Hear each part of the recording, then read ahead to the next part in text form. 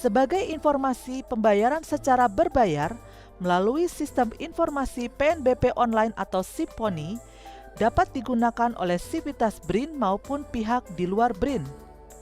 Sedangkan pembayaran dengan ELSA Point hanya berlaku bagi Sivitas BRIN.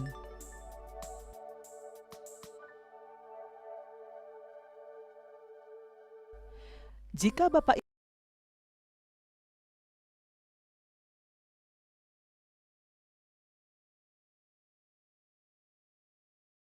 Badan Riset dan Inovasi Nasional, sinergis dalam sebuah orkestrasi. Peraturan Presiden Nomor 78 Tahun 2021 tentang Badan Riset dan Inovasi Nasional atau BRIN. Untuk meningkatkan kontribusi ilmu pengetahuan dan teknologi terhadap pembangunan nasional dan penghela dalam meningkatkan ekosistem riset dan inovasi di Indonesia. BRIN adalah lembaga pemerintah yang berada di bawah dan bertanggung jawab langsung kepada Presiden Republik Indonesia. Terdapat 7 kedeputian, didukung berbagai bidang organisasi riset, dan memiliki lebih dari 70 pusat riset dan pusat pendukung. Melalui 3 arahan, konsolidasi sumber daya iptek, menciptakan ekosistem riset, dan fondasi ekonomi berbasis riset. BRIN hadir untuk mewujudkan cita-cita Indonesia menjadi negara maju 2045 dan menjadikan Indonesia sebagai rujukan dunia, baik dalam pengembangan kemanfaatan ilmu pengetahuan dan teknologi, kebijakan, dan kemanfaatan bagi umat manusia.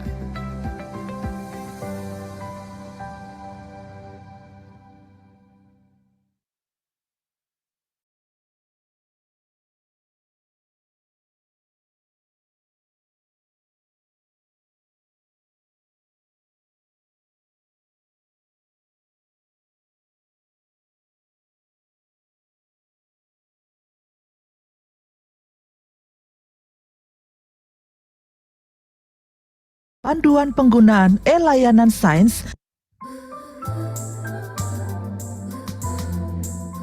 Selamat datang di video tutorial Panduan penggunaan e-layanan sains Badan Riset dan Inovasi Nasional atau ELSA.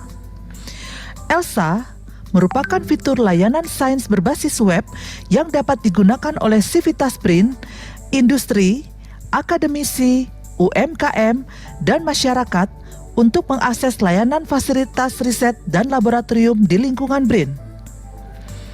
Agar dapat mengakses ELSA BRIN, Bapak Ibu dapat mengunjungi laman elsa.brin.go.id melalui browser masing-masing.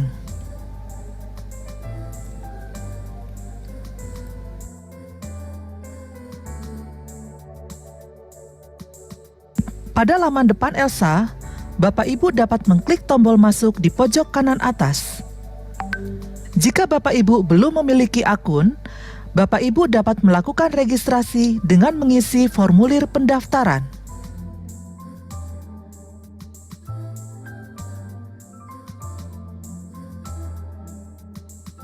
Setelah registrasi berhasil, silakan cek email Anda di menu inbox atau spam untuk mengaktifkan akun Single Sign-On BRIN.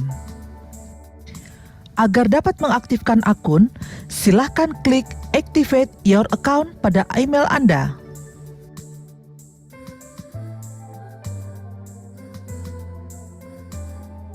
Selanjutnya, lengkapi profil Anda agar dapat mengajukan layanan, lalu klik Simpan. Khusus bagi Sivitas BRIN, dapat langsung klik tombol masuk pada laman ELSA. Selanjutnya, Bapak Ibu dapat mengklik tombol masuk di sebelah kiri, maka otomatis Bapak Ibu login melalui intra-BRIN.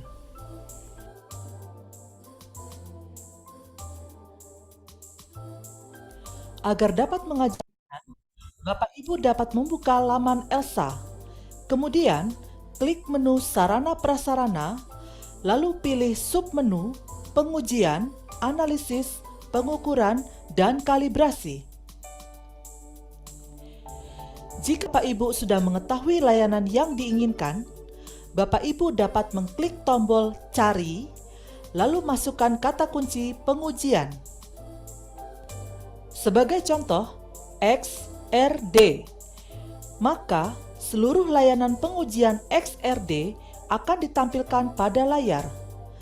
Dan Bapak Ibu dapat memilih layanan sesuai dengan lokasi laboratorium yang dituju. Kemudian, klik tombol pilih.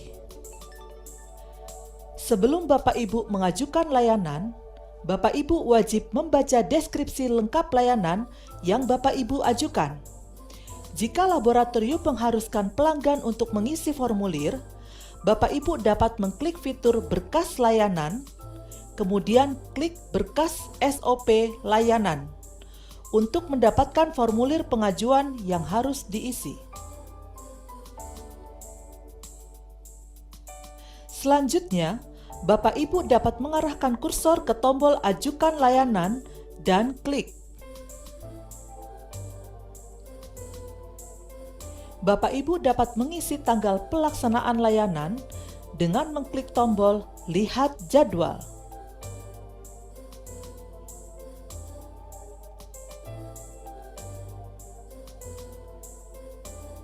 Kemudian, isikan nama sampel, pilih metode pengiriman, kuantitas, deskripsi sampel, file data foto, dan yang terakhir, file dukung lainnya.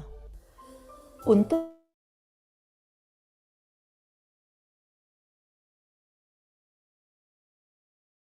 Ibu dapatkan dari fitur berkas layanan. Jika sudah selesai mengisi, Bapak Ibu dapat klik tombol ajukan.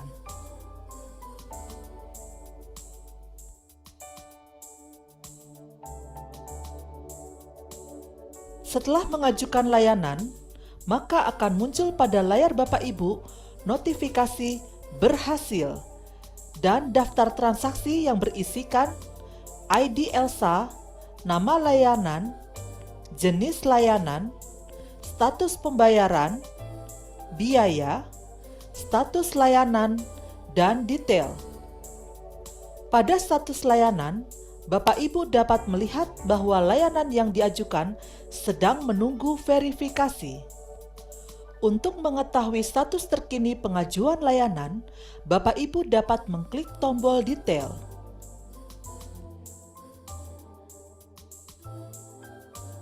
Jika status pengajuan layanan berubah menjadi menunggu konfirmasi pengguna, artinya pengelola laboratorium mengubah ajuan jadwal penggunaan laboratorium yang sebelumnya sudah diajukan oleh Bapak Ibu. Untuk mengkonfirmasi tanggal pelaksanaan layanan yang disetujui oleh pengelola laboratorium, Bapak Ibu mengisi kolom keputusan pengguna dengan memilih terima atau batalkan. Kemudian, klik simpan.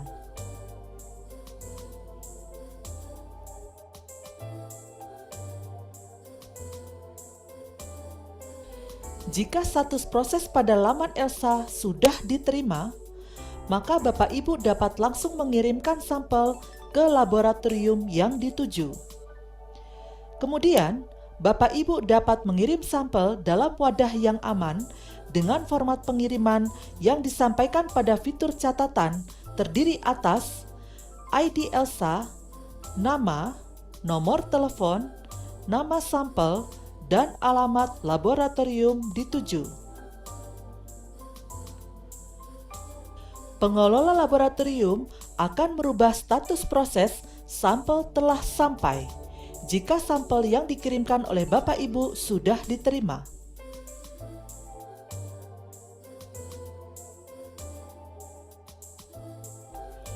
Pada tahapan selanjutnya, pengelola laboratorium akan mengkaji ulang sampel yang sudah dikirimkan oleh Bapak Ibu.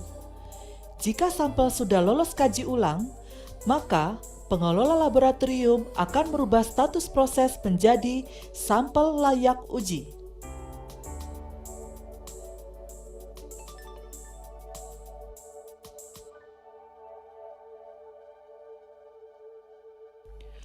Bapak Ibu dapat melihat status verifikasi pada detail transaksi. Jika Bapak Ibu menyetujui tarif yang dikenakan oleh pengelola laboratorium, Bapak Ibu dapat mengisi kolom keputusan pengguna dan memilih terima atau batalkan. Jika Bapak Ibu menerima tarif yang dikenakan, maka Bapak Ibu dapat memilih kolom pilihan bayar dengan memilih berbayar atau ELSA Point. Lalu, klik simpan. Sebagai informasi pembayaran secara berbayar melalui sistem informasi PNBP online atau Simponi dapat digunakan oleh Civitas BRIN maupun pihak di luar BRIN. Sedangkan pembayaran dengan ELSA Point hanya berlaku bagi Civitas BRIN.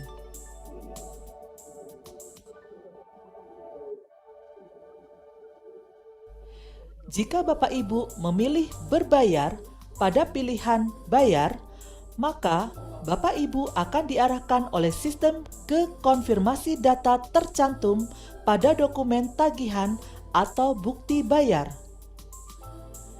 Jika sudah sesuai, Bapak Ibu dapat mengklik tombol simpan. Selanjutnya, sistem akan langsung mengarahkan ke pembayaran dan Bapak Ibu dapat mendownload tagihan tersebut. Apabila Bapak Ibu sudah melakukan proses pembayaran sesuai kode billing pada bank atau pos, klik tombol cek status pembayaran pada sisi kanan layar. Apabila gagal, silakan mengisi kolom pilihan pembayaran, pilih berbayar. Kemudian, klik konfirmasi pembayaran manual. Maka akan muncul form konfirmasi pembayaran. Bapak Ibu dapat mengisi kolom nama bank, NTB, NTPN, tanggal pembayaran, jumlah bayar, dan mengunggah bukti bayar. Jika sudah selesai mengisi, Bapak Ibu dapat mengklik simpan. Jika Bapak Ibu Civitas BRIN memilih ELSA Point pada pilihan bayar, maka Bapak Ibu akan diarahkan oleh sistem ke pembayaran. Selanjutnya, Bapak Ibu dapat mengkonfirmasi pilihan pembayaran dengan memilih ELSA Point, lalu klik gunakan. Maka akan muncul nominal tarif yang dikenakan. Jika sudah sesuai, klik simpan pembayaran. Maka, status pembayaran Bapak Ibu akan berubah menjadi lunas dibayar, baik itu menggunakan pilihan berbayar ataupun ELSA Point. Kemudian, status layanan berubah menjadi menunggu pelaksanaan.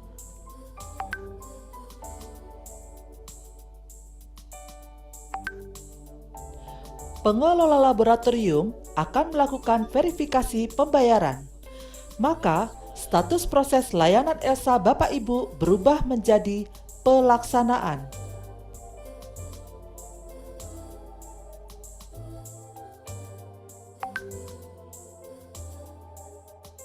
Setelah pengelola laboratorium menyelesaikan pelaksanaan, maka status proses penggunaan layanan Bapak Ibu menjadi selesai pelaksanaan.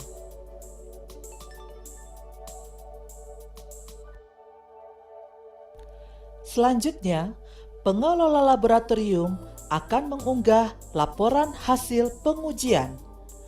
Maka,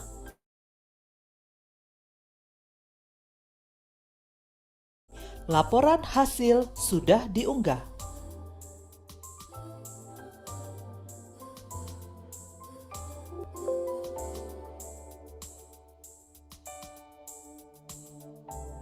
Pengelola laboratorium akan mengesahkan hasil dan status layanan Bapak Ibu berubah menjadi pengesahan hasil sudah diunggah.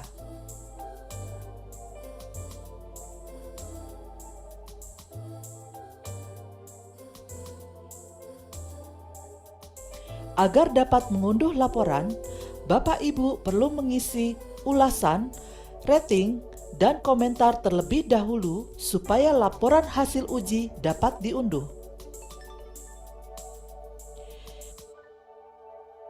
Jika Bapak Ibu berhasil mengunduh dan menerima laporan hasil uji yang memiliki private link URL, klik pada private link tersebut untuk mengunduh metadata pengujian.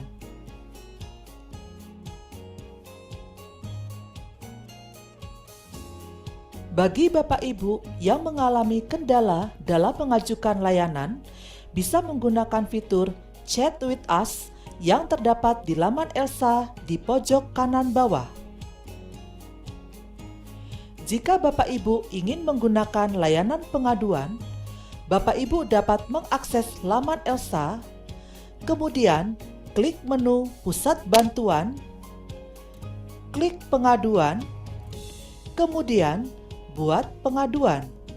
Kemudian, pilih transaksi layanan dan isi deskripsi pengaduan, lalu simpan pengaduan. Untuk mengecek progres aduan, Bapak Ibu dapat mengklik menu Pusat Bantuan, klik Pengaduan, maka akan muncul tampilan daftar pengaduan yang terdiri dari nama layanan, satuan kerja, tanggal pengaduan, status, dan aksi. Klik detail untuk memonitor aduan Bapak Ibu.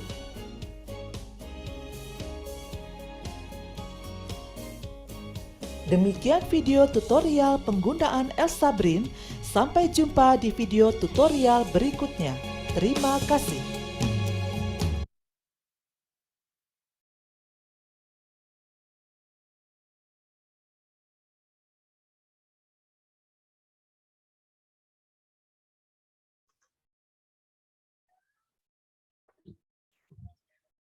Baik, mohon izin Bapak Ibu, saya mulai acaranya ya. Bismillahirrahmanirrahim.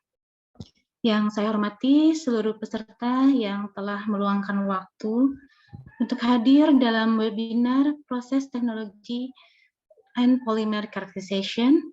Selamat pagi, Assalamualaikum warahmatullahi wabarakatuh. Salam sejahtera untuk kita semua. Suara saya cukup terdengar ya? Ya, terdengar. Baik. Puji dan syukur marilah kita panjatkan kepada Allah Subhanahu wa Ta'ala, karena berkat rahmat dan karunia-Nya kita bisa berkumpul bersama meskipun secara virtual dalam acara ini. Semoga kita semua selalu dalam keadaan sehat walafiat. Amin ya rabbal alamin. Perkenalkan, saya Firda Aulia Syamani akan menjadi pemandu acara webinar pagi hari ini. Webinar ini merupakan serangkaian webinar yang difasilitasi oleh Deputi Bidang Infrastruktur Riset dan Inovasi BRIN. Dalam kesempatan ini, kita akan mendengarkan paparan dari dua orang narasumber. Yang pertama, Ibu Maya Ismayati, PhD, yang akan menyampaikan tentang pengenalan Integrated Laboratory of Bioproduct dan E-Layanan Science atau ELSA. Sedangkan narasumber yang kedua adalah Dr. Yayan Nurhamiyah yang akan menyampaikan tentang teknologi proses dan karakterisasi polimer. Hadirin yang berbahagia, untuk memulai acara ini, mari kita berdoa menurut kepercayaan masing-masing. Izinkan saya mengucapkan Bismillahirrahmanirrahim. Semoga dengan pembacaan doa tadi, acara ini dapat berjalan dengan lancar dari awal sampai akhir. Baiklah, Bapak Ibu, sebelum pemaparan, saya akan menyampaikan CV singkat dari narasumber kita yang pertama, Ibu Maya Ismayati, PhD. Saya izin share screen ya Bapak Ibu.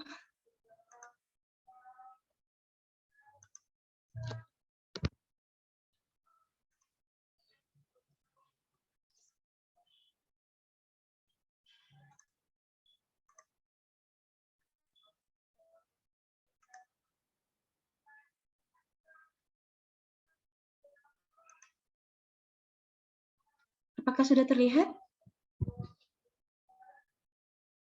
Sudah, Bu. Ya, Baik. Jadi Ibu Maya Ismayati PhD adalah manajer dari Integrated Laboratory of Bioproduct. Beliau bisa dihubungi di email maya007@brin.go.id. Beliau menamatkan S1 di Universitas Pajajaran dari tahun 2003 sampai 2007, kemudian melanjutkan S2 dan S3 di University of Tsukuba. Judul disertasi beliau adalah Study on Wood and Bark Extractive as Natural Preservative Toward Subterranean Termites. Nah, ini adalah beberapa topik riset yang beliau lakukan dari tahun 2019 sampai tahun 2021. Dan tentu saja berbagai publikasi baik nasional maupun internasional sudah beliau hasilkan.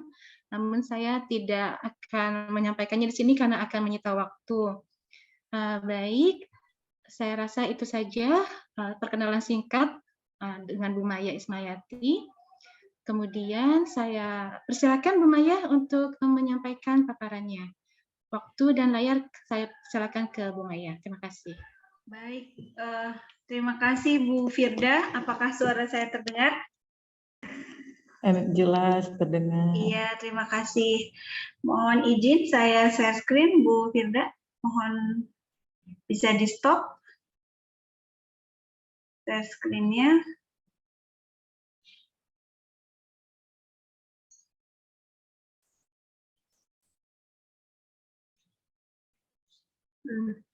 Apakah sudah terlihat? Sebentar saya slideshow. Ya, sudah terlihat Bapak Ibu? Sudah Bu Maya? Ya, baik. Bismillahirrahmanirrahim. Assalamualaikum warahmatullahi wabarakatuh. Waalaikumsalam. Selamat pagi Bapak Ibu. Kita kembali lagi berjumpa di webinar series iLab. Kesempatan kali ini adalah series yang ke-6, di mana dikhususkan adalah alat-alat yang penunjang untuk penelitian di bidang polimer. Jadi jangan bosan-bosan Bapak Ibu, jadi hari ini saya juga akan memaparkan terkait dengan e-layanan sains. Besar harapan kami dengan semakin seringnya kami share informasi terkait dengan e-layanan sains ini adalah semakin banyak pula Bapak Ibu memanfaatkan alat-alat yang ada di kami, dan tentunya hasil akhirnya adalah diharapkan adanya kebermanfaatan untuk masyarakat umum bangsa dan negara Indonesia. Seperti itu. Baik. Jadi pada Juli 2022 kemarin, ELSA ini masuk dalam 99 Top Inovasi Pelayanan Publik 2022, di mana e-layanan sains sebagai portal layanan Bapak Ibu dari seluruh penjuru Indonesia bisa mengakses, tidak ada lagi keterbatasan jarak dan sebagainya. Bapak Ibu tidak perlu langsung datang ke kami, bisa mengirimkan sampelnya, sehingga lagi-lagi yang tadi saya sebutkan bahwa adanya kemanfaatan alat-alat yang ada di kami. Juga nextnya, jika memang ada kebutuhan Bapak Ibu peneliti ataupun non peneliti atau masyarakat luas, diharapkan nanti bisa juga ada kepemenuhan kebutuhan dari alat-alat yang dibutuhkan teman-teman peneliti ataupun yang lainnya. Baik, jadi berdasarkan dengan kebijakan mutu yang disampaikan oleh Bapak Deputi Bidang Infrastruktur Riset dan Inovasi, harapannya ELSA ini bisa mewujudkan kepercayaan dari pelanggan, kemudian hasil layanannya itu bisa terstandarisasi seperti itu. Kami juga sedang proses dan tentunya pelaksanaan secara konsisten sesuai dengan SNI, ISO, dan lain sebagainya. Di mana e-layanan sains ini Bapak Ibu kita tersebar di 86 satuan kerja, kemudian juga ada lebih dari 4.000 jenis layanan, dan sampai sejauh ini sudah ada 58.000 pengajuan yang masuk. Kemudian untuk kepuasan pelanggan, rating kami ada di angka 4,8. Baik, ini adalah Elayan Science. Bapak Ibu bisa akses di website www.elsa.brin.co.id, baik itu riset ataupun non riset ataupun bimbingan untuk mahasiswa ataupun kerjasama. Bapak Ibu bisa mengaksesnya tergantung dari lokasi terdekat dari Bapak Ibu semua. Baik, ini adalah seperti saya tadi bicarakan, merupakan open facility, siapapun bisa menggunakannya. Kemudian untuk penggunanya itu ada internal dan eksternal, Bapak Ibu. Jadi untuk internal itu Civitas BRIN itu menggunakan Elsa Point, ataupun eksternal itu menggunakan layanan via PNBP ataupun Simfoni. Untuk Elsa Point sendiri, selain dari Civitas BRIN, Bapak Ibu juga itu bisa mendapatkan akses penggunaan Elsa Point jika terlibat pada beberapa kerjasama seperti adik-adik siswa atau mahasiswa yang mengikuti LKIR, kemudian juga startup atau perusahaan pemula, ada beberapa program yang memang disediakan oleh BRIN.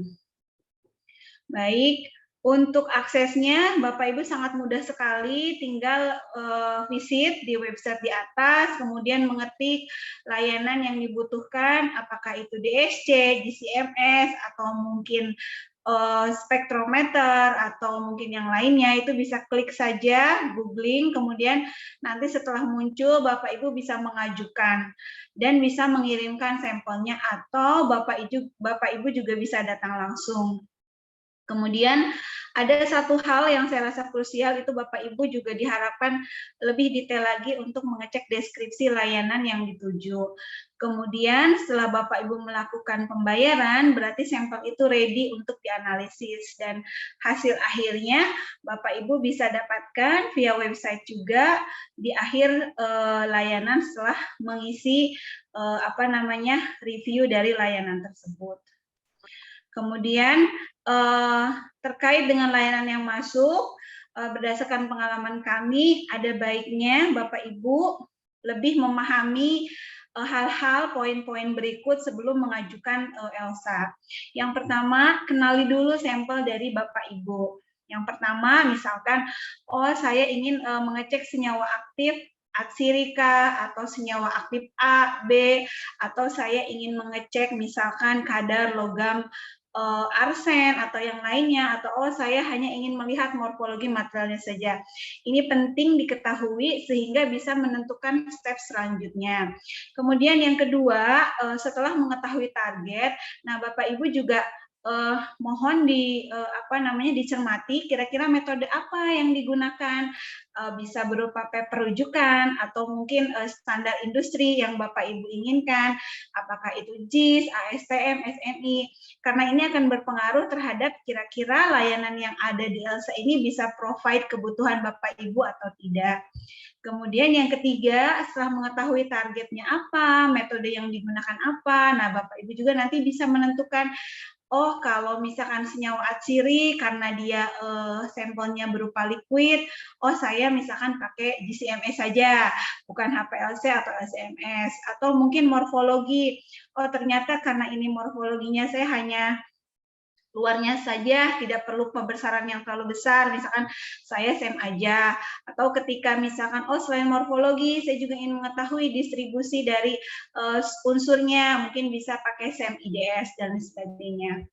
Nah, kemudian poin yang keempat, Bapak Ibu juga mohon diperhatikan terkait dengan durasi. Apakah ada deadline atau mungkin, nggak apa-apa, misalkan dalam 1-2 bulan ke depan itu menyesuaikan dengan jadwal. Nah, Bapak Ibu bisa cek di websitenya.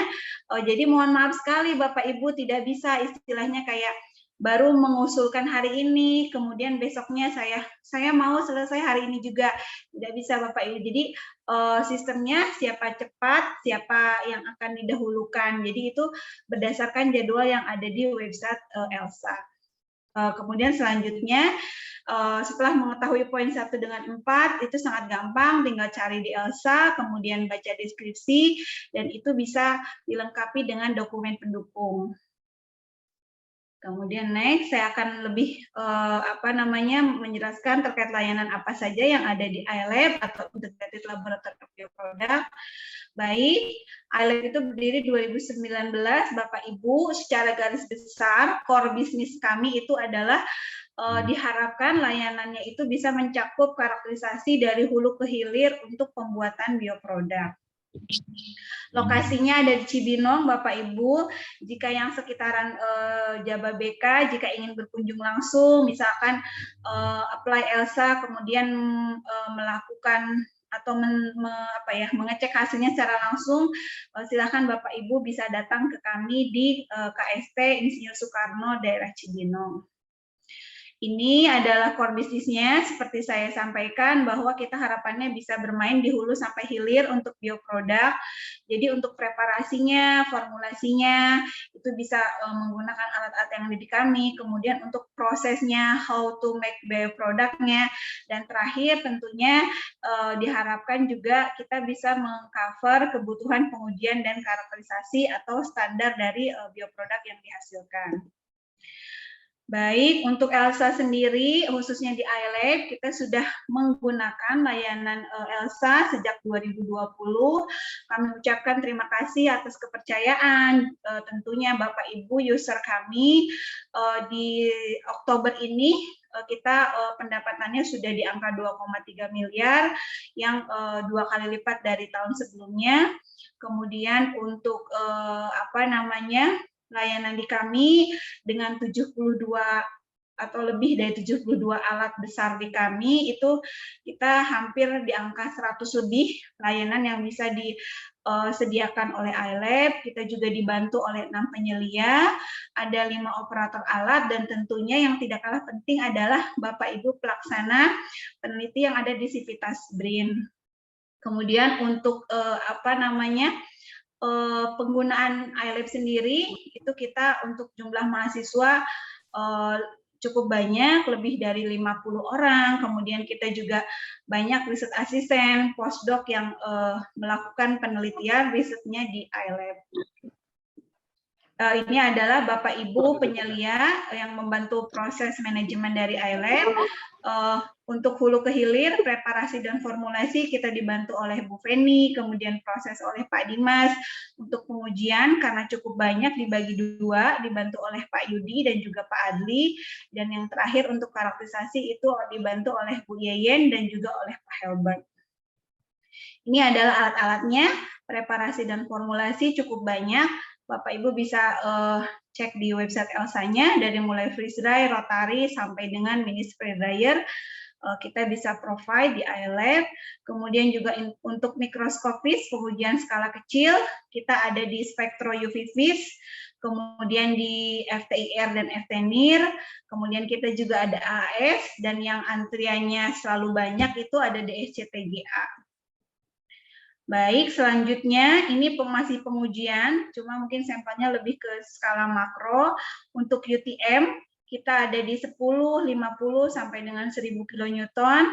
Bapak Ibu juga bisa menggunakan layanan moisture balance, kemudian ada tegangan permukaan, kemudian uji efikasi produk lignoselulosa terhadap serangan rayap, kumbang, ataupun jamur. Kemudian kita juga ada viskometer atau rheometer. Kemudian Bapak Ibu jika ingin mengecek karakterisasi atau chemical compound atau metabolomik, kita juga ada karakterisasi kromatografi dari mulai GCFID, GCMS, kemudian juga PYGCMS. Mungkin untuk PYGCMS ini di bidang polimer itu bisa menggunakan sebagai tandem dari thermal karakteristiknya. Misalkan polimer tersebut itu bisa di running di SCTGA, dia akan tahu kapan proses peluruhan dan sebagainya dari mungkin kandungan di dalamnya. Nah, tapi itu hanya mendapatkan suhu optimal dan sebagainya. Untuk mengetahui kira-kira selama proses peluruhan itu senyawa apa saja yang keluar, itu kita bisa running dengan PYGCMS. Kemudian kita ada Actaviru juga, jika Bapak Ibu yang bergerak di bidang protein itu bisa menggunakannya. Kemudian khusus untuk LC-MS ada 3 komponen utama yang di set di alat kami. Metodenya sudah terpasang untuk pestisida, DAIS, dan kehalalan. Baik, untuk mikroskop, Bapak Ibu, proses karakterisasinya kita ada berbagai tipe mikroskop, 3D, BF, fluoresen, dan sebagainya. Yang paling rame, yang paling banyak sampel itu ada di FSM, juga FSM IDS. Jika Bapak Ibu ingin mengetahui selain morfologi juga kandungan unsurnya, itu bisa apply di FSM IDS. Kemudian jika Bapak Ibu yang ingin mengetahui struktur senyawa atau komponen di dalam suatu sampel, itu bisa Raman. Jadi jika FTIR atau FTNIR itu merupakan scanning tapi hanya gugus fungsi, sementara untuk Raman ini bisa langsung ke tahap senyawa chemicalnya. Baik, untuk proses ini yang terkait erat dengan apa yang webinar kita hari ini untuk polymer characterization dan proses. Kita ada wood pellet, skalanya cukup besar, kemudian twin screw extruder, Reomix, ultra fine friction grinding, dan lain sebagainya. Kita ada hot press juga, baik itu yang cold ataupun yang hot. Kemudian untuk proses pulping, kita ada bitter hollander, kemudian rotary digester. Khusus untuk polimer, Bapak Ibu, sekali lagi saya mohon sekali sebelum apply dicek deskripsinya. Jadi seperti tertampil di slide ini ya Bapak Ibu, untuk twin extruder ini juga ada poin-poin pentingnya. Salah satunya sampelnya itu adalah yang termoplastik dan kita harus tahu titik lelehnya berapa. Kemudian juga ada batas maksimum Bapak Ibu untuk filmnya misalkan di angka 20%. Jadi nanti sebelum Bapak apply, Bapak Ibu silahkan mengunduh, kemudian mengisi detail form pengujiannya. Jadi ketika mengajukan, Bapak Ibu di pelaksana atau penyelia ini akan memudahkan proses verifikasi. Kemudian satu lagi yang sering juga ditanyakan, misalkan Bu Maya saya ingin tahu tipenya apa, misalkan untuk penulisan di publikasi. Nah, Bapak Ibu juga bisa mengeceknya di deskripsi. Misalkan twin extruder di kami itu adalah tipenya misalkan PTW 1640 HK Polylab OS System. Jadi Bapak Ibu bisa menuliskannya sebagai deskripsi alat twin extruder yang digunakan. Next, ini adalah Reomix. Ini juga ada deskripsinya, di mana total berat seluruh bahan itu minimal di angka 50 gram, sama dengan twin extruder. Kita juga harus tahu melting point-nya, mengisi form pengujian. Untuk linknya bisa tertera di layar, ataupun Bapak Ibu tinggal ketik saja Reomix di laman Elsa, nanti ketemu untuk lokasinya yang ada di iLab. Adapun biayanya Bapak Ibu untuk twin extruder, kemudian Reomix ini adalah di angka 200.000 per formulasi per sampel. Yang terakhir, atau mungkin yang terkait erat dengan webinar kali ini juga ada Mini Jet Pro Injection Molding. Jadi Bapak Ibu bisa membuat sampel uji kuat tarik yang bentuknya seperti dumbbell atau dog bone dengan ASTM 638. Untuk biayanya itu 50.000 per sampel. Baik, selain daripada layanan-layanan tadi, banyak juga pertanyaan di kami, apakah Bapak Ibu khususnya Civitas Green bisa bekerja di iLab? Jawabannya tentu saja bisa Bapak Ibu, akan tetapi sebagai catatan bahwa iLab sendiri itu kami tidak mengcover kebutuhan bahan kimia atau alat gelas, aus, ataupun ruangan khusus. Misalkan kami ada pertanyaan dari teman-teman di Pusri Perikanan, misalkan, Bu Maya saya boleh nggak ada ruangan yang khusus pengolahan ikan, misalkan butuh suhu sekian dan lain sebagainya. Saya jawab, oh mohon maaf Ibu, kalau untuk yang ruangan khusus itu kita tidak bisa mengcover, cuma ruangan yang ada di kami jika memang sesuai itu silahkan Bapak Ibu gunakan. Kemudian, dan tentunya semua user yang bekerja di iLab, kita juga akan melakukan induction. Induction ini adalah berupa pengenalan iLab, kemudian juga faktor resiko lab terkait dengan safety, limbah, dan tentunya yang tidak kalah penting adalah bagaimana SOP untuk penggunaan alat, jam kerja, dan nanti mungkin bisa disertakan juga untuk proses administrasinya. Baik, berikut adalah kontak Elsa. Bapak Ibu jika ingin mengirimkan sampel, silahkan. Itu juga ada WA-nya, dan mohon maaf kita hanya mengcover di jam kerja saja, bisa di hari Senin sampai Jumat, jam 8 sampai jam 6 sore. Ini adalah webinar yang sudah dan hari ini insya Allah kita sedang lakukan, tidak lain dan tidak bukan untuk lebih mengenalkan alat-alat kami sehingga pemanfaatannya akan lebih luas lagi. Baik, itu saja dari saya, Bu Firda. Terima kasih, saya kembalikan ke moderator. Terima kasih Bu Maya atas pemaparannya yang sangat informatif ya, Bapak Ibu semua. Mungkin perlu diskusi lebih lanjut mengenai hal ini. Hanya saja mohon maaf, ditahan dulu pertanyaannya. Kita lanjutkan dulu ke narasumber yang kedua, yaitu Bu Yayan Nurhamia. Saya izin share untuk CV beliau sebentar. Oke, baik. Ibu Yayan Nurhamia merupakan salah satu supervisor di iLab. Beliau bisa dihubungi di emailnya yy01@brin.go.id. Beliau menamatkan S1 di Universitas Indonesia, jurusan Fisika Material di 2014, kemudian melanjutkan S3 ke Queen's University Belfast di bidang Polymer Technology dengan judul disertasi Synthesis and Characterization of Bio-based Polyamide and its Cellulose Nanocomposite. Nah, di tahun 2021 sampai 2022 ini beliau beberapa topik riset telah dilakukan karena memang beliau baru pulang di tahun 2021. Nah, sedangkan untuk publikasinya di jurnal internasional maupun nasional juga cukup banyak, tapi saya tidak akan menyampaikan satu persatu dalam kesempatan hari ini. Demikian CV singkat dari Ibu Dr. Yayan Nurhamia. Selanjutnya saya persilakan Bu Yayan untuk menyampaikan paparannya. Terima kasih Bu Firda atas kesempatannya.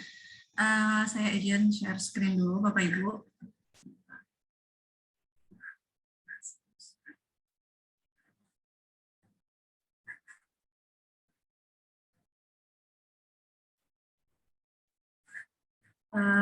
Apakah sudah terlihat? Sudah, Bu.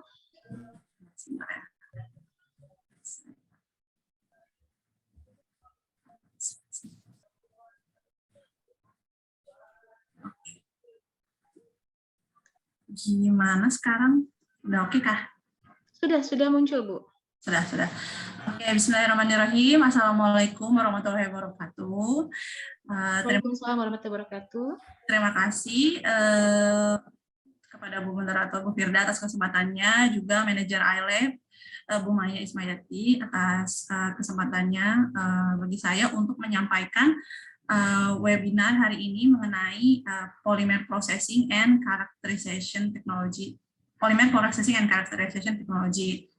Sebelum dimulai, saya mau disclaimer dulu. Jadi sebenarnya saya juga masih belajar. Ini Bu Firda juga sebenarnya senior saya gitu di sini. Jadi mungkin ada beberapa hal di presentasi saya yang mungkin kurang ataupun misalnya ada yang perlu dikoreksi. Mohon Bapak Ibu jangan sungkan untuk mengkoreksi ataupun menambahkan karakteristik ataupun proses dari polimer itu sendiri gitu. Jadi seperti itu. Kemudian,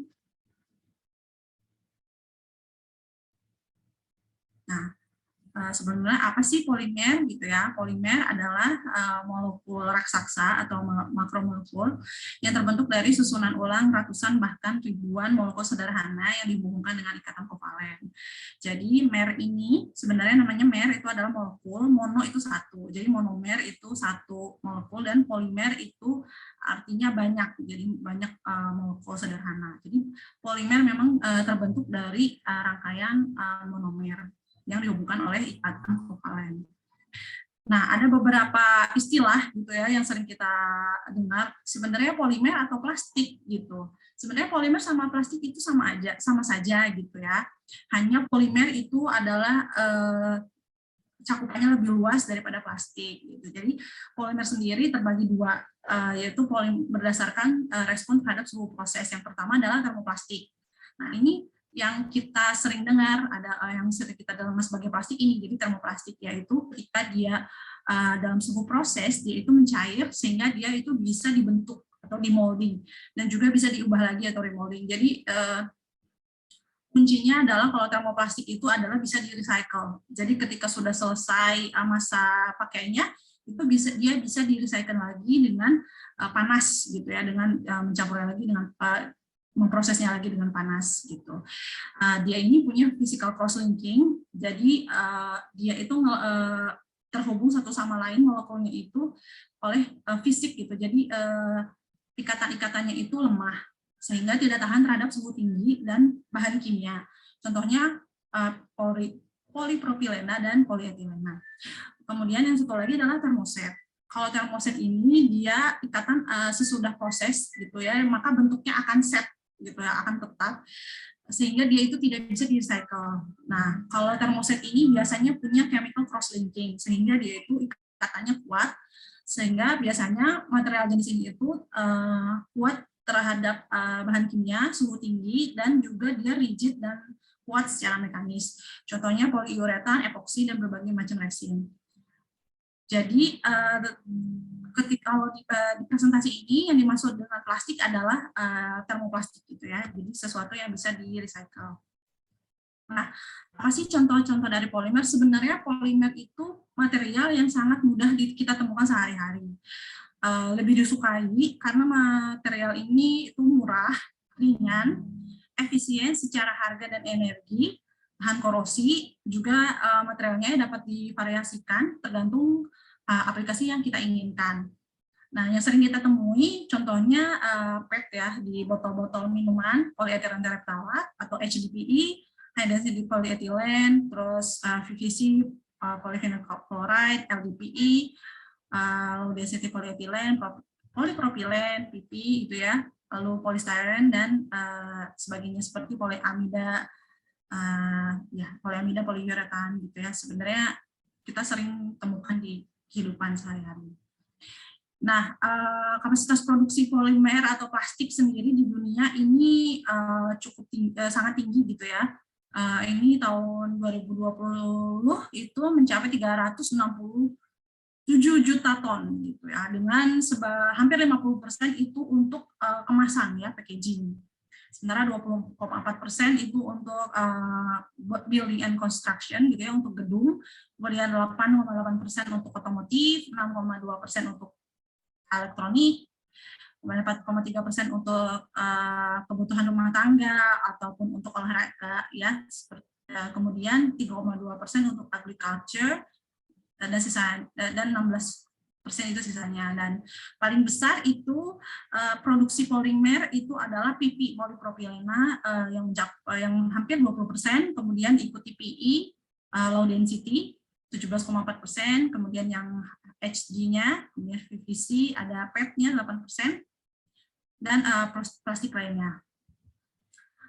End of life management atau akhir hidup dari plastik. Nah, kalau di Indonesia sendiri sebenarnya penanganan sampah, terutama plastik ini masih menjadi masalah yang sangat serius, karena berdasarkan data dari KLHK sendiri, sampah di Indonesia itu hampir 40% tidak tertangani. Jadi dibiarkan saja di tanah ataupun di laut gitu.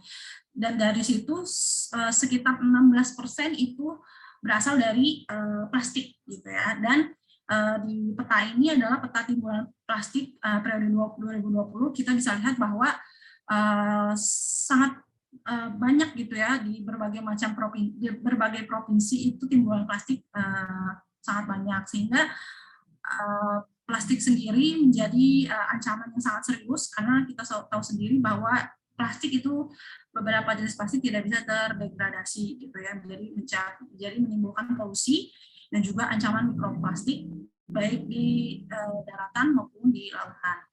Oleh karena itu sekarang ada jenis baru namanya biodegradable polymer ya, atau biodegradable plastik, yaitu alternatif dari plastik sintetik konvensional. Jadi bagaimana caranya bahwa plastik yang selama ini kita pakai itu diganti, tapi bisa terdegradasi, gitu, bisa terurai oleh mikroorganisme. Jadi ini diharapkan menjadi solusi sampah plastik masa depan. Dan biodegradable plastik ini bisa dihasilkan dari bahan alami melalui fermentasi ya, ataupun dari bahan alam lainnya seperti PLA, polylactic acid atau PGA, polyglycolic acid, PHA, polyhidroksialkanoat, bio-PBS, polybutyren suksinat. Kemudian yang sering kita dengar itu plastik dari pati, ya, pati singkong, ataupun dari rumput laut dan polisakarida lainnya. Kemudian biodegradable plastik dari bahan fosil atau tidak terbarukan, yaitu PCl, polikaprolakton, PBS, polybutyren suksinat, dan juga PBAT, polybutyren adipat kotaretala. Gitu. Terus production process of polymer. Jadi polimer itu sendiri sebenarnya berasal dari minyak bumi, gitu ya, minyak dan bumi dan gas alam, gitu. Kemudian dipolimerisasi membentuk membentuk polimer, gitu ya. Contohnya ini adalah yang sering kita temukan, gitu ya. Pertama itu misalnya contohnya PE, gitu ya. PE itu berasal dari gas alam, kemudian dia refinasi, ya, refine, gitu ya, dibagi, gitu, sehingga dia nanti terbagi menjadi beberapa jenis seperti beberapa jenis gas seperti etilena, butilena, dan propilena, kemudian dipolimerisasi menghasilkan polyethylene, PBS, ataupun polipropilena. Kemudian setelah itu, setelah menghasilkan polimer-polimer tersebut, kemudian akan extrude, ataupun di molding, ataupun di blow molding. Kemudian menghasilkan barang-barang yang kita inginkan. Seperti itu. Kemudian juga kemudian ada minyak mentah, crude oil, gitu ya. Ini bisa menghasilkan bensin, toluen, atau silane. Kemudian diproduksi menjadi pre-silane, kemudian ditambahkan O2 menjadi asam tereptalat, ditambahkan ethylene glycol menjadi polyethylene tereptalat, kemudian diekstrusi dan dibawa molding menghasilkan botol minum, gitu ya, botol minum. Nah, ada juga alternatif bahan polimer selain gas alam atau minyak mentah, yaitu bio-based polimer seperti minyak jarak, ya, castor oil. Ini juga sudah lama dijadikan alternatif sumber bahan polimer. Contohnya ini pada nilon 11, gitu ya. Ini ditemukan oleh Rilsan, diproduksi oleh Rilsan sudah dari sejak 1950-an, gitu ya. Jadi dia dari minyak jarak ini kemudian dia dihidrolisis menghasilkan asam lemaknya. Dari asam lemak ini diproduksi rupa sehingga menghasilkan monomernya, yaitu 11 amino iconic acid, dan dipolimerisasi menjadi nilon 11, ataupun si asam resinolaik ini di alkali fission menghasilkan asam sebasat. Nah, asam sebasat ini bisa direaksikan dengan berbagai macam amina sehingga menghasilkan berbagai jenis poliamida seperti poliamida 410, poliamida 610, ataupun poliamida 1010. Nah, selain minyak jarak juga ada beberapa jenis bahan terbarukan lainnya seperti gula, gitu ya, sugar, ataupun sugar atau karbohidrat lainnya, seperti itu. Nah, polimer processing, setelah polimer itu selesai terbentuk, setelah melewati proses polimerisasi, polimer sendiri akan diproses untuk menghasilkan barang yang diinginkan. Jadi dan beberapa jenis teknologi atau mesin yang dibutuhkan untuk proses polimer adalah pertama extrusion. Sebenarnya ini sudah disebutkan sebelumnya oleh Bu Maya di iLab, sendiri ada extrusion dan reomix. Kemudian kalau misalnya kita ingin menghasilkan botol-botol minum gitu ya, ataupun ya botol minum, kita menggunakan blow molding gitu ya. Jadi dari extruder ini kemudian kan hasilnya adalah berupa cairan gitu.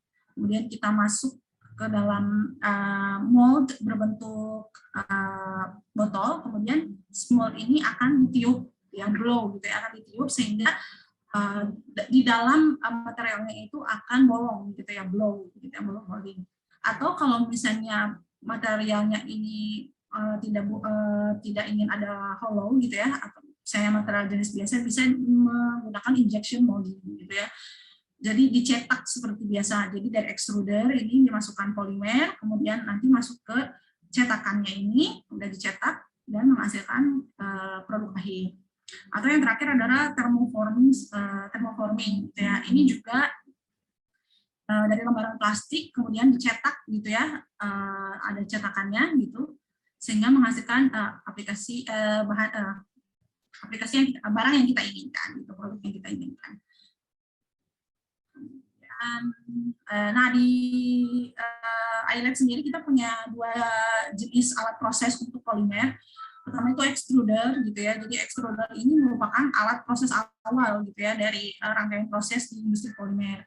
Jadi jadi extruder ini merupakan serangkaian proses yang melibatkan pencampuran dan pembentukan polimer. Jadi ini biasanya si extruder ini punya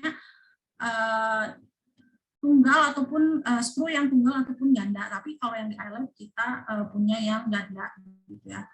Terus bahan akan masuk melalui hopper ataupun seperti ini, bahan masuk melalui sini, kemudian akan si screw-nya ini akan bergerak dan akan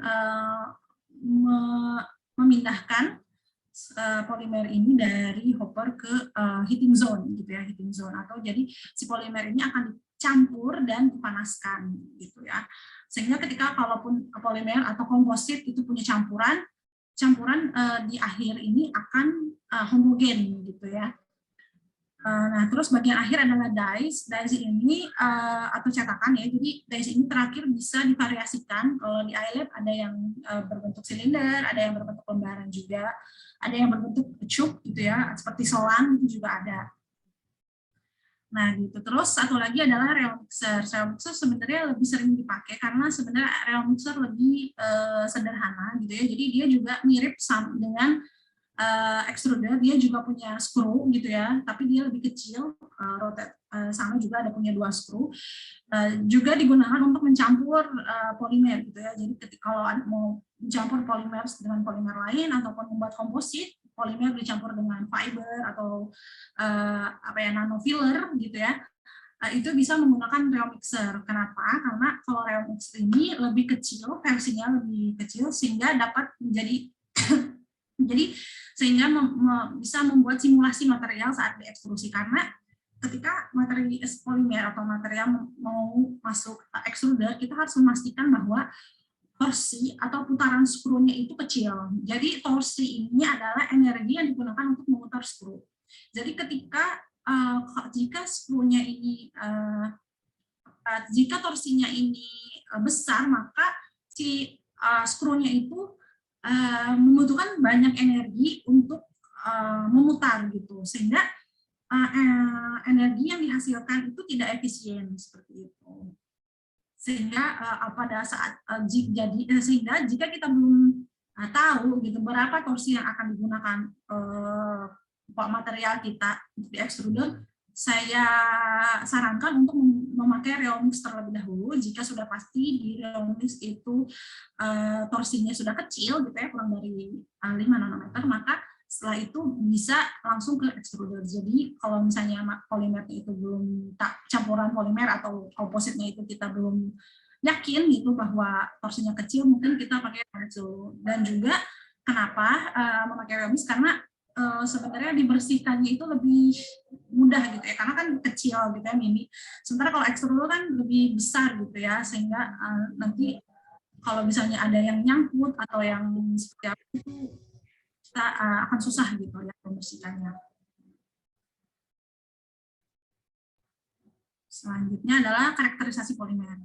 Jadi di ILF sendiri sebenarnya banyak karakterisasi polimer. Yang pertama adalah karakterisasi kimia ya. Karakterisasi kimia pertama adalah FTIR. Nah, kalau FTIR ini karakterisasi kimia sederhana gitu ya, karena dia itu preparasinya sangat mudah. Dia mempelajari dan mengidentifikasi gugus fungsi suatu material. Jadi dan juga lebih sedikit karena waktu ujinya tidak lama dan non-batch seperti itu. Ada beberapa mode uji gitu ya, tapi yang paling disukai itu ATR gitu ya, macamnya itu total reflection. Jadi si infrarednya ini akan menembak ke permukaan sampel gitu. Dan di sini ada kristal ATR-nya gitu, seperti itu. Jadi si infrared akan menembakkan ke ATR sampel, kemudian si infrarednya akan kena ke sampelnya gitu, dan kemudian akan kena detektor, kemudian detektornya ini sendiri akan mengconvert gitu ya, nanti akan mengconvert si sinar IR-nya ini menjadi data-data yang kita inginkan seperti itu. Nah, sebenarnya kalau untuk chemical characteristics untuk identifikasi chemical compound dari suatu material juga bisa memakai NMR atau ya nuclear magnetic spectroscopy. Itu lebih kompleks lagi sebenarnya daripada FTIR. Kalau FTIR sebenarnya sampelnya tidak perlu preparasi signifikan, tapi kalau NMR itu dia perlu dipreparasi sampelnya. Jadi kalau ingin cepat dan lebih cepat gitu ya, untuk mengetahui gugus fungsi suatu material, FTIR memang sangat disarankan gitu. Yang kedua adalah GPC gitu ya, gel permeation chromatography. Ini itu sangat penting ya untuk karakterisasi polimer, karena kan kita ingin tahu apa sih berat molekul dari polimer kita gitu ya. Karena kan polimer itu rangkaian rangkaian material yang sangat panjang, yang sangat besar ya, seperti raksasa dibilang tadi juga sebenarnya namanya makromolekul. Jadi kalau molekulnya masih kecil, itu berarti polimernya belum jadi gitu ya, belum selesai.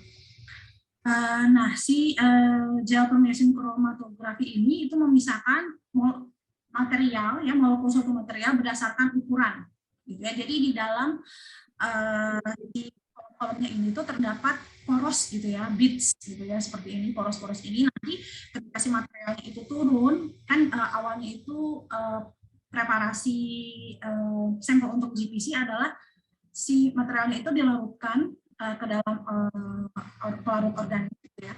Kemudian materialnya ini akan turun, dan sampel-sampel yang kecil itu akan terperangkap gitu ya dalam poros. Kemudian sampel yang besar dulu gitu ya, yang besar dulu akan turun, kemudian nanti diabsorpsi gitu ya. Kemudian maksudnya kemudian setelah turun itu akan terdeteksi gitu ya oleh detektor, kemudian kemudian setelah itu yang medium gitu ya, kemudian yang kecil. Jadi nanti si hasilnya itu biasanya berupa tabel distribusi dari molekul gitu ya. Tabel distribusi dari molekul nanti bisa hitung berapa berat molekul tersebut gitu ya. Ini sendiri sebenarnya GPC adanya di Pusat Riset Kimia Maju atau Pusat Riset juga ada. Nextnya, kemudian karakterisasi thermal. Ini juga penting untuk polimer. Yang pertama DSC, differential scan calorimetry dan thermogravimetric analysis gitu ya. Untuk DSC sendiri, dia itu digunakan untuk mengukur perbedaan jumlah panas yang digunakan untuk menaikkan suhu antara sampel dan sampel uji dan referensi. Jadi di dalam DSC sendiri itu terdapat dua kamar gitu ya. Yang pertama itu untuk referensi dan untuk sampel. Biasanya referensi tuh bisa material ataupun bisa kosong juga sebenarnya bisa. Jadi tergantung dari kita pinginnya seperti apa, tapi biasanya kosong sih referensi ini, kemudian sampel.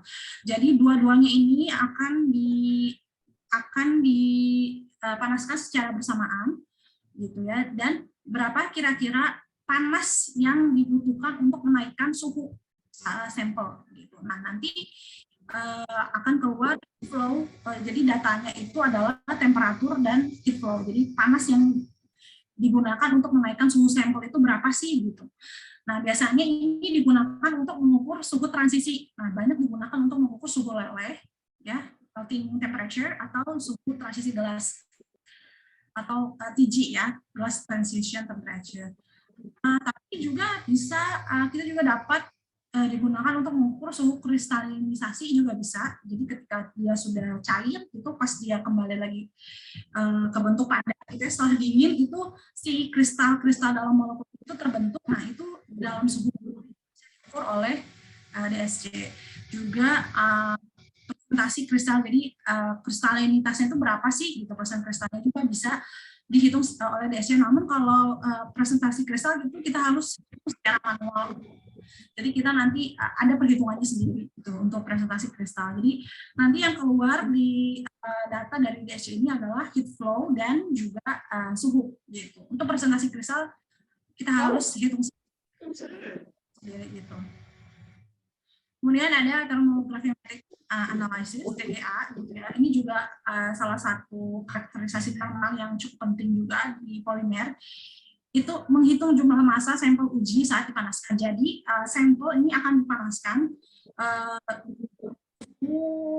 sampai suhu yang kita inginkan, misalnya suhu 600 gitu ya. Dari 30 sampai 600 sampel dipanaskan, kemudian massanya itu akan dihitung gitu ya. Gitu. Ini massanya ini akan dihitung, dan kapan sih si sampel ini massanya itu habis atau terdegradasi gitu.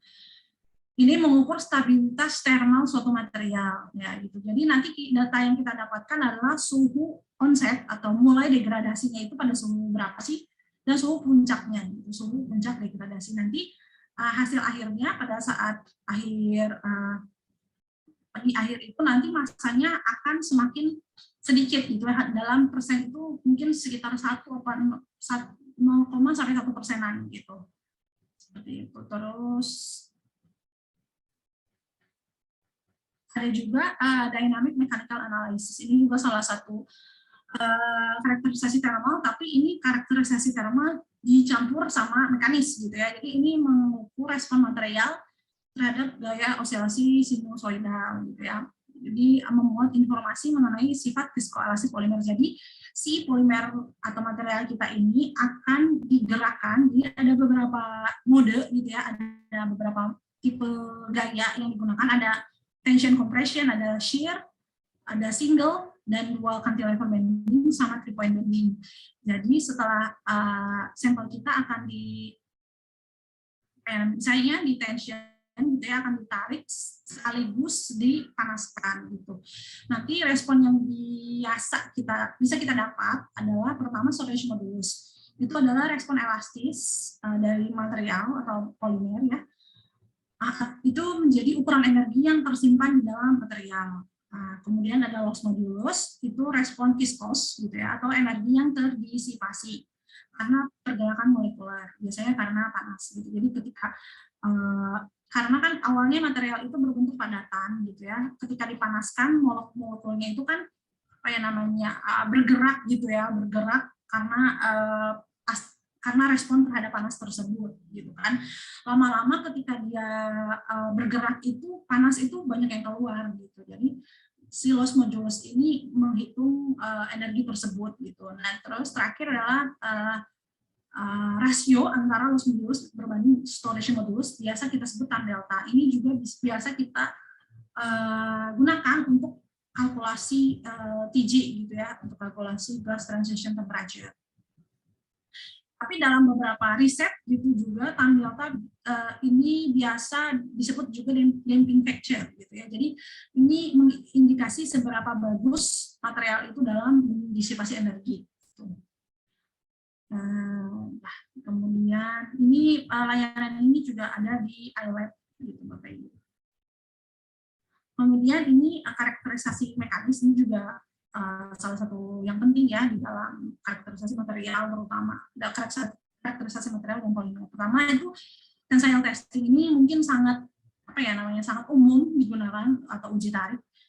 Ini menggunakan UTM, Universal Testing Machine. Nah, UTM sendiri sebenarnya ada beberapa jenis load cell gitu ya, ada beberapa jenis beban gitu ya. Kalau misalnya material-material Bapak Ibu maksudnya seperti polimer gitu ya, yang tidak terlalu tidak terlalu rigid banget gitu, itu bisa menggunakan UTM yang kecil di airlet itu ada, atau kalau mau yang besar itu kita punya juga yang buat beton itu 10.000 kiloton kalau nggak salah ya.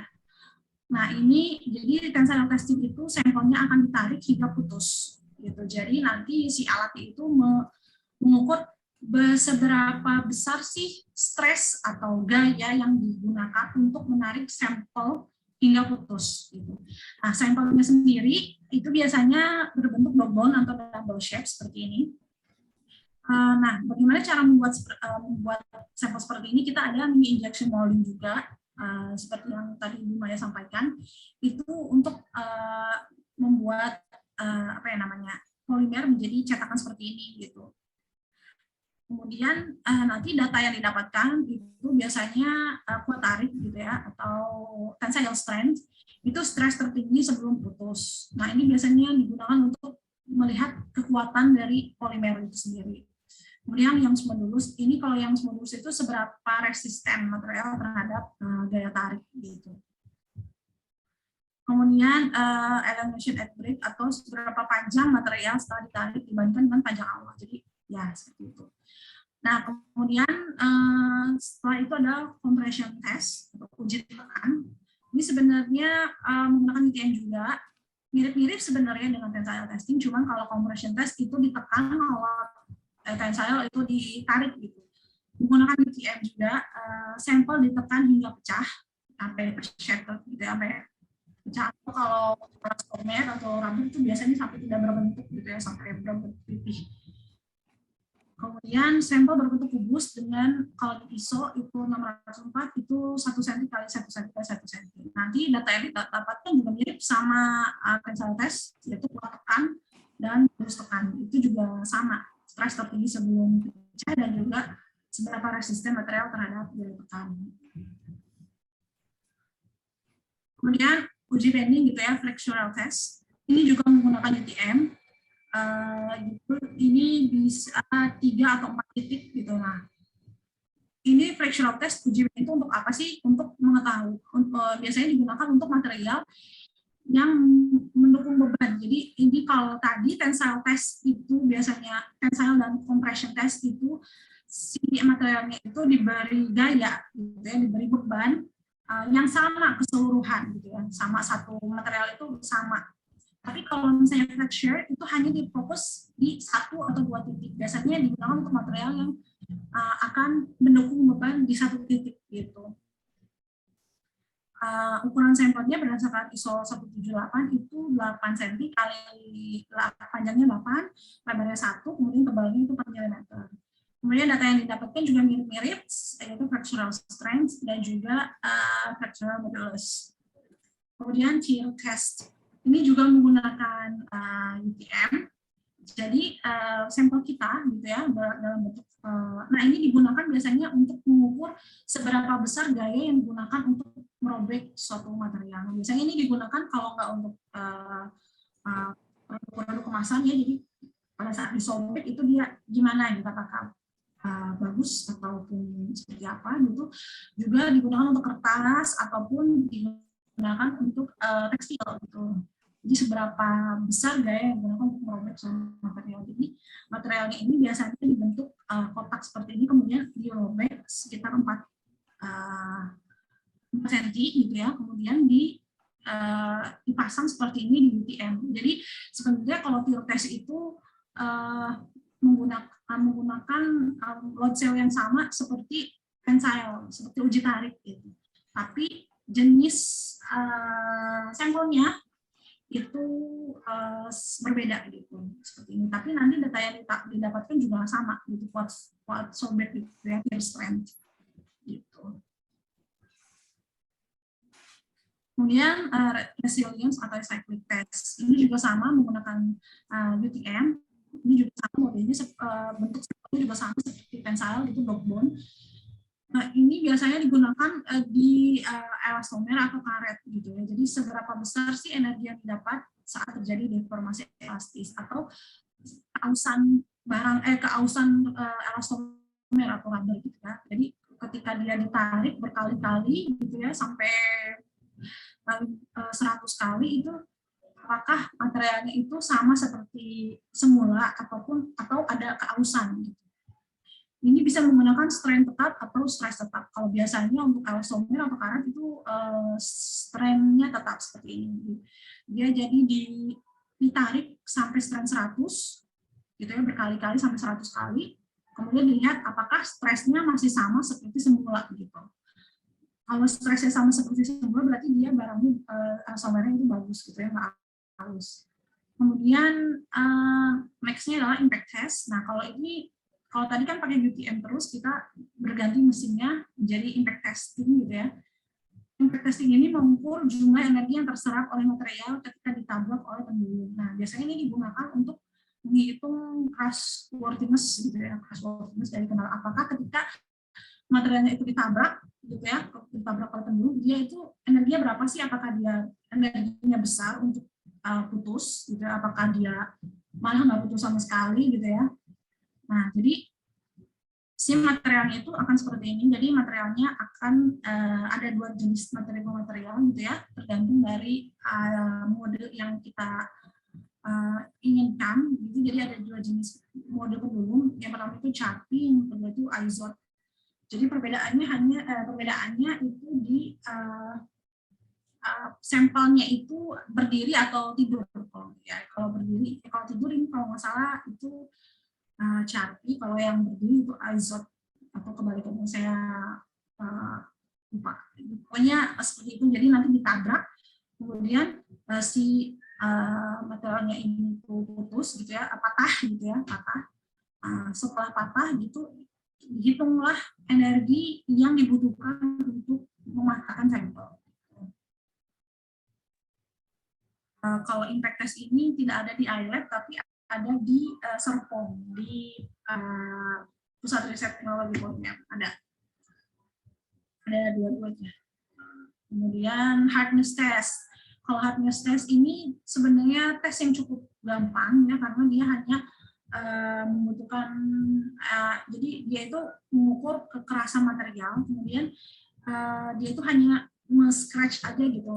Jadi kayak semacam ada apa ya namanya, si sampelnya itu seperti ada jarum gitu ya, jarumnya itu akan menekan si materialnya ini seperti ini.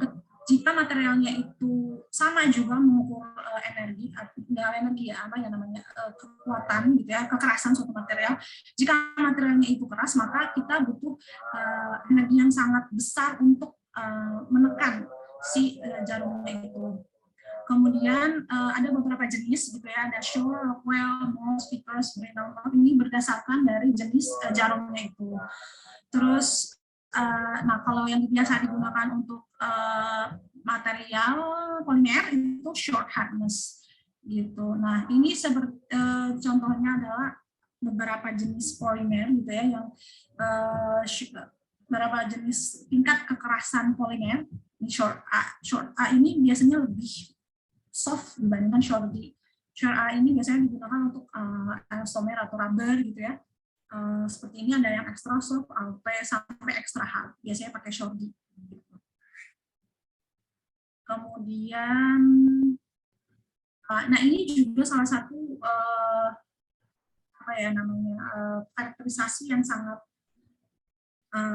penting gitu ya untuk material, untuk polimer-polimer yang digunakan untuk kemasan, karena water vapor atau oxygen transmission itu jadi apa ya namanya, seberapa banyakkah uap air yang ditransmisikan ke dalam film polimer film selama 24 jam. Kalau oksigen dia berarti seberapa besar oksigen yang masuk ke dalam film selama 24 jam gitu. Ini mengukur ini tuh sangat penting untuk kemasan, karena kita tahu jika kita mengemas produk-produk terutama makanan gitu ya, kontak terhadap air maupun oksigen itu dibuat seminimum mungkin gitu ya, karena itu akan mempengaruhi kualitas dari makanan kita.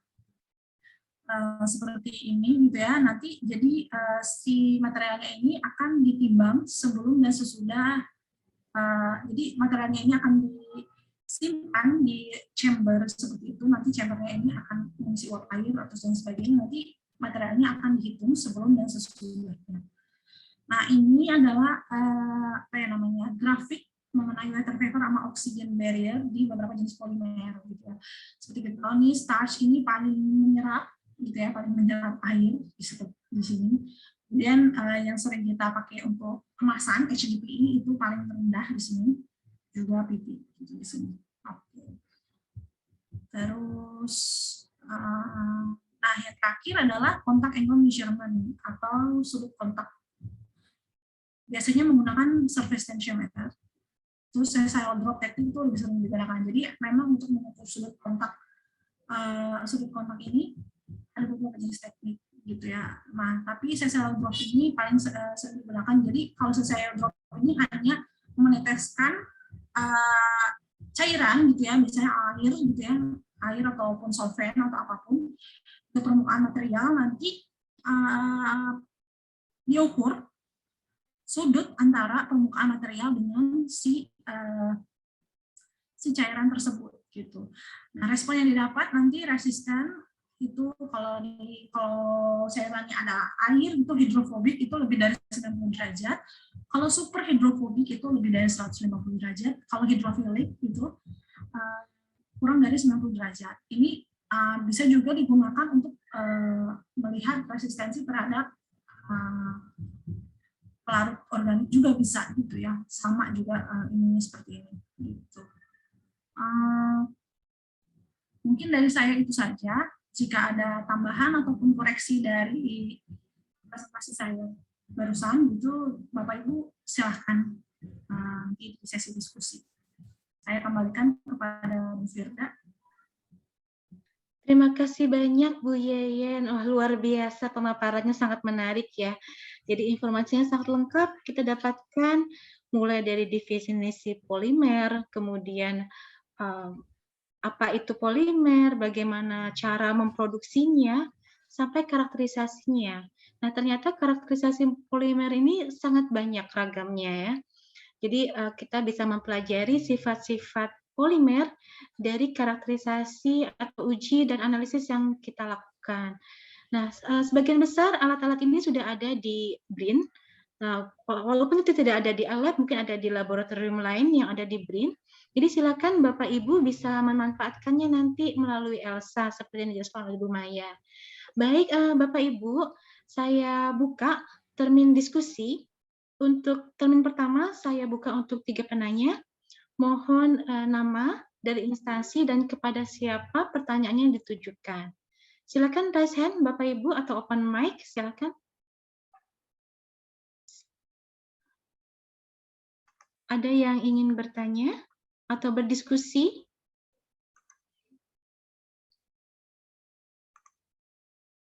Oke, mungkin belum ada ya. Mungkin ada yang perlu dikonfirmasi ke Bu Maya. Bu Maya. Ya, baik. Tadi kan Ibu Maya menjelaskan ya pada saat mengajukan layanan ELSA itu user atau pelanggan sebaiknya membaca deskripsi terlebih dahulu. Kemudian tadi ada mengenai yang form detail pengujian. Itu ada di sebelah mana ya Bu Maya? Kalau untuk yang form pengujian itu ada di ketika kita klik detail, nanti tuh ada deskripsi, kemudian ada form, ada ini seperti itu. Jadi ada pengunggahannya. Kalaupun misalkan kesusahan, itu bisa nanti kontak admin ELSA yang ada di Cibinong juga. Nanti mungkin dibantu untuk sharing dokumennya. Itu atau bisa juga beberapa user karena mungkin itu analisa yang kedua dan yang ketiga gitu, kadang biasanya via WhatsApp misalkan saya lakukan pengujian misalkan Reomix atau mungkin GCMS dengan metodenya misalkan Muhammad et al 2000 berapa atau sharing linknya, ya itu juga bisa seperti itu. Baik, Ya, jadi yang penting sebetulnya ada komunikasi begitu ya Bu Maya ya antara user ya dengan betul. operator alat atau pelayanan publik yang ada di Elsa begitu ya Bu ya? Betul. Jadi apa namanya? Jika memang sudah paham analisanya mau apa, hasil yang diharapkan seperti apa, itu bisa langsung apa namanya? Apply di Elsa-nya seperti itu. Cuma jika memang masih belum paham atau misalkan ragu-ragu apakah si sampelnya itu bisa atau tidak, atau mungkin ada parameter yang ingin ditanyakan, nah itu bisa apa diskusi terlebih dahulu di chat WA kami seperti itu. Baik, terima kasih Bu Maya atas penjelasannya. Gimana Bapak Ibu? Ada lagi yang ingin dikonfirmasi ke Bu Maya atau Bu Yeyen mengenai layanan Elsa atau mengenai polimer dan karakterisasinya? Dipersilahkan.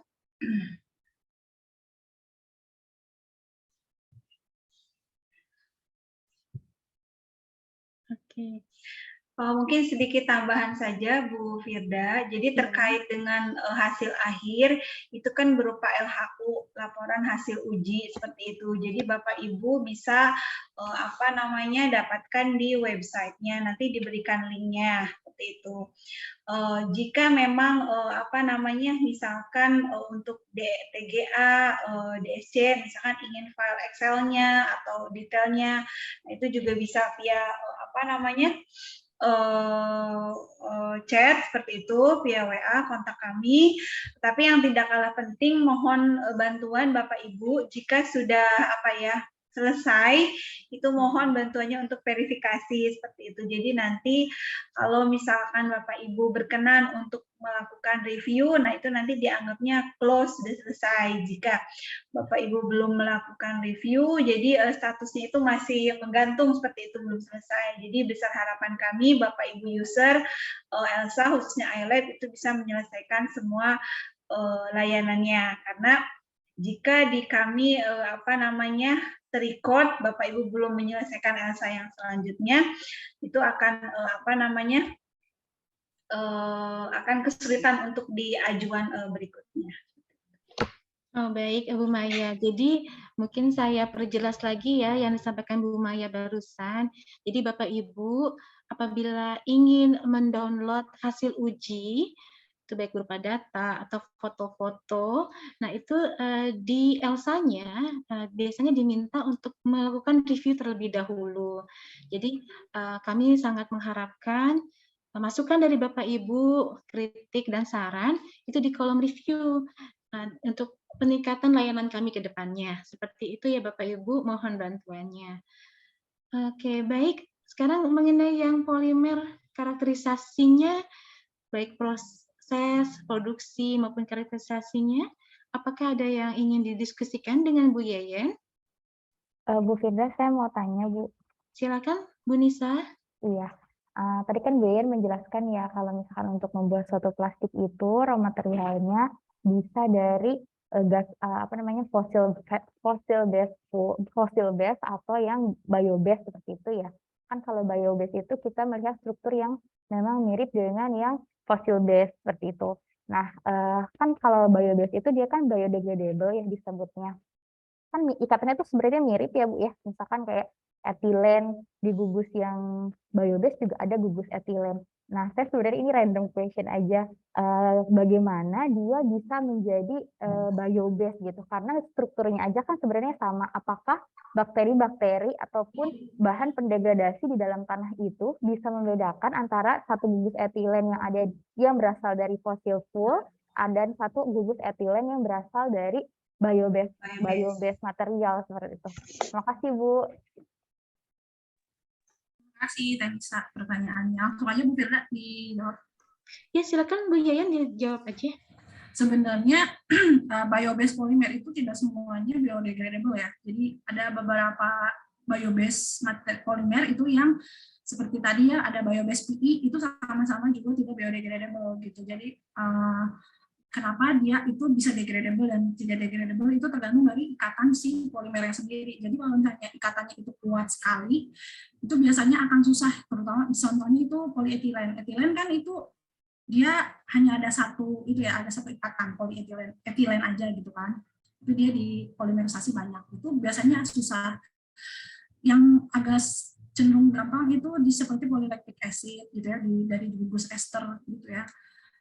Terus misalnya biobase yang saya dulu kerjain gitu ya, biobase polyamida itu sebenarnya dia juga yang tadi contoh yang tadi saya di presentasi itu juga sebenarnya tidak bisa terdegradasi gitu, walaupun dia jadi minyak jarak gitu.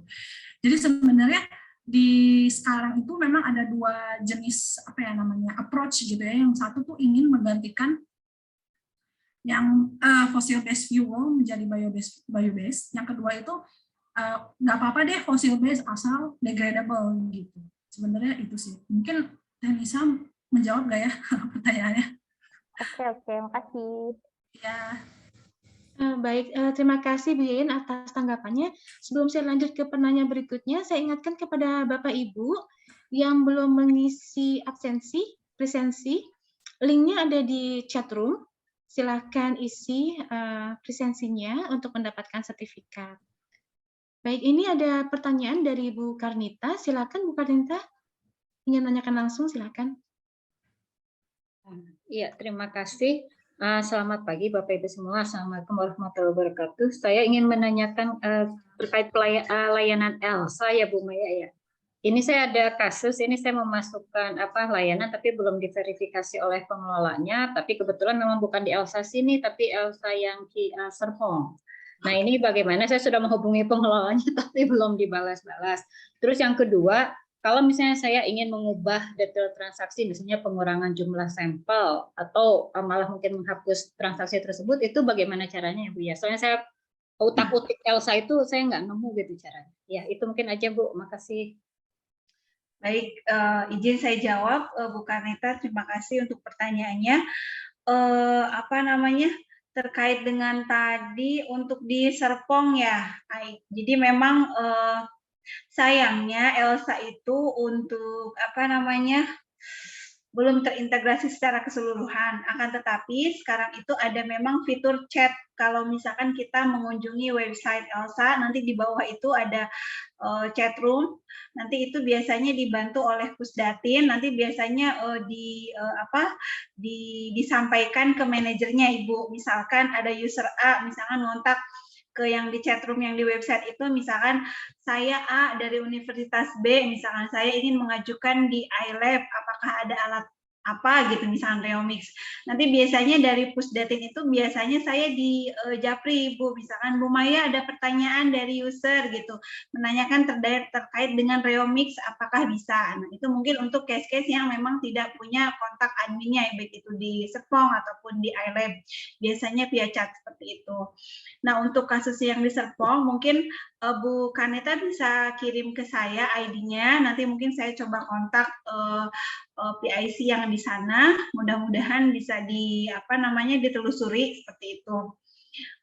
Atau mungkin ya mudah-mudahan nanti sore mungkin dibales itunya WA-nya untuk admin yang di Serpong. Jadi memang untuk case-nya yang di iLab, Insya Allah kami itu memang ada piketnya tersendiri, kami sangat dibantu oleh tim OA, jadi cuma mohon maaf Bapak Ibu, kami hanya melayani di jam kerja ya Bapak Ibu, jadi Senin sampai Jumat di jam 8 sampai jam 4 sore, di luar dari itu kita tidak bisa, karena banyak sekali user itu yang baik itu malam, subuh, pagi gitu, ataupun mungkin di weekend gitu, banyak juga yang japri seperti itu. Kemudian terkait dengan bagaimana mengurangi jumlah layanan ataupun menolak seperti itu. Jadi sistem di ELSA itu dua arah Ibu. Jadi ketika di awal diajukan, misalkan Bu Kanita ingin mengajukan Reomix misalkan 6 sampel dengan parameter ABCD, kirim. Nanti di kami itu akan diverifikasi Ibu, misalkan oke, jadwalnya sesuai atau tidak. Jika jadwalnya sesuai maka diverifikasi nanti bisa lanjut ke pengiriman sampel. Jika memang tidak sesuai mungkin akan dilakukan rescheduling. Nah, ketika Bu Karnita misalkan ketika mau ngirim, ternyata saya salah nih, sampelnya cuma 5 atau berapa. Bisa saja dikirimkan saja sampelnya ke kami, nanti kami yang akan memverifikasi, karena kami itu ketika datang sampel, itu kami akan sesuaikan. Misalkan di ajuan awal bukan minta 6, sementara di sampel dikirim ke kami misalkan 5, berarti nanti kita akan kurangi.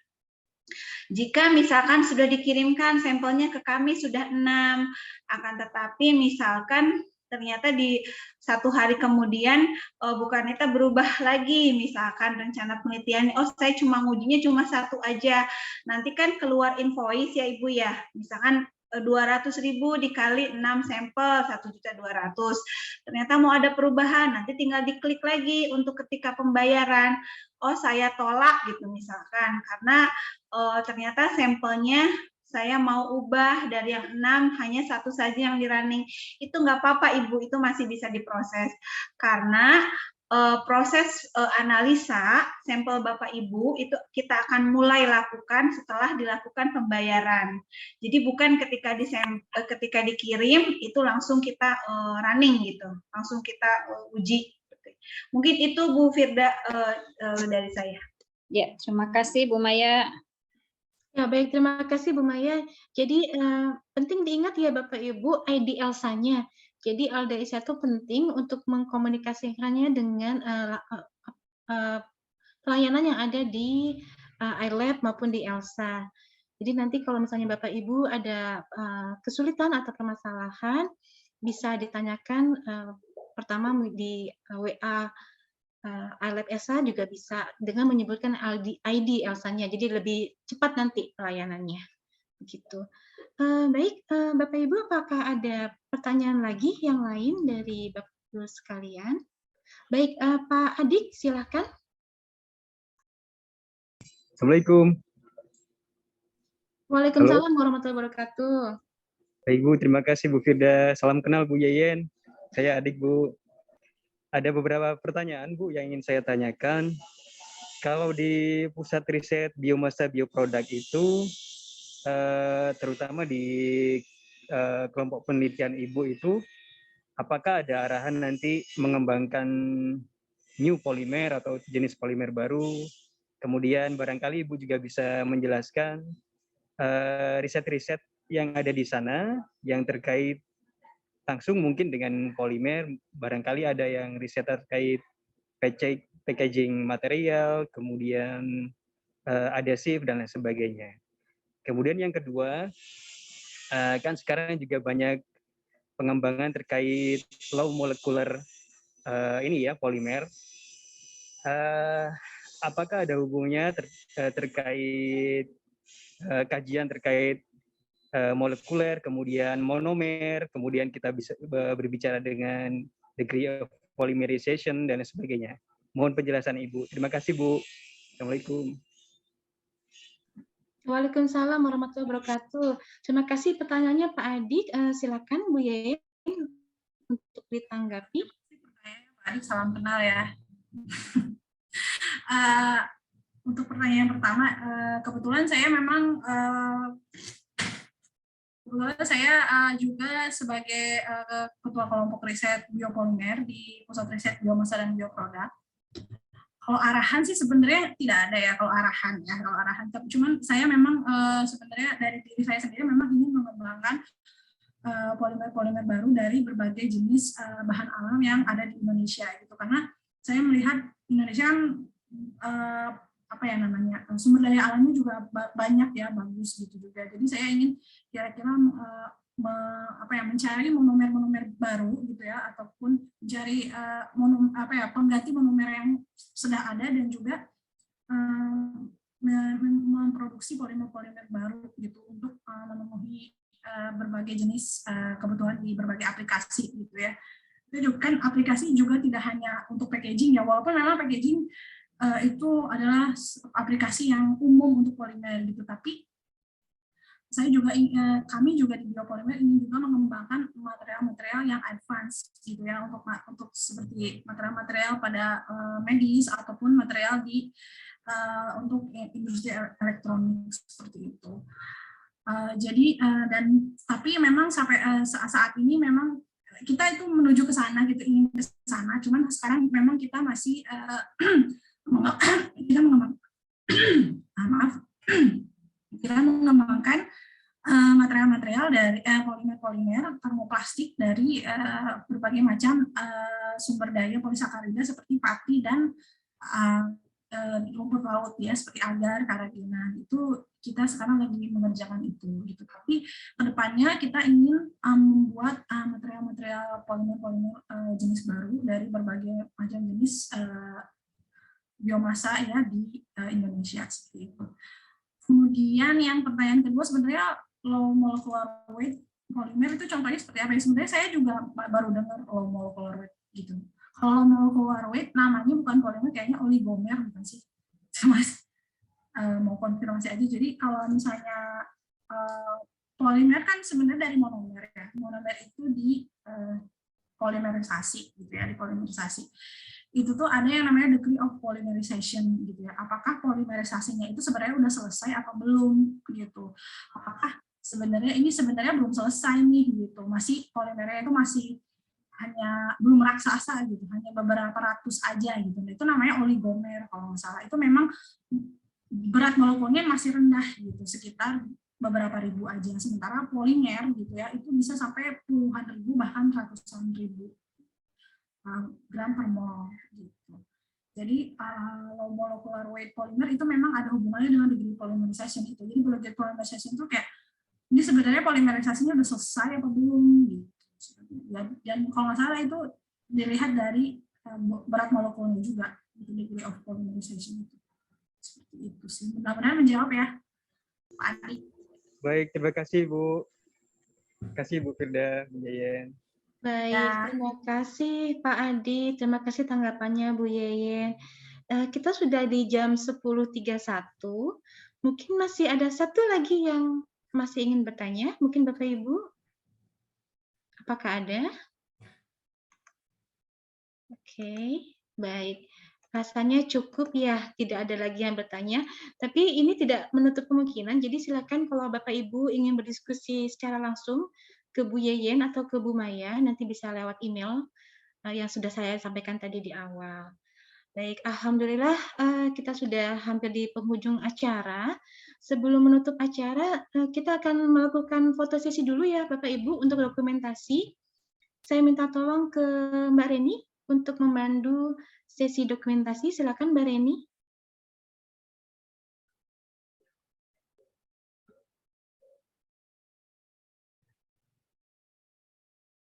Bapak Ibu, silakan dibuka kameranya. Kita akan melakukan sesi dokumentasi, foto terlebih dahulu. Siapkan pose terbaiknya.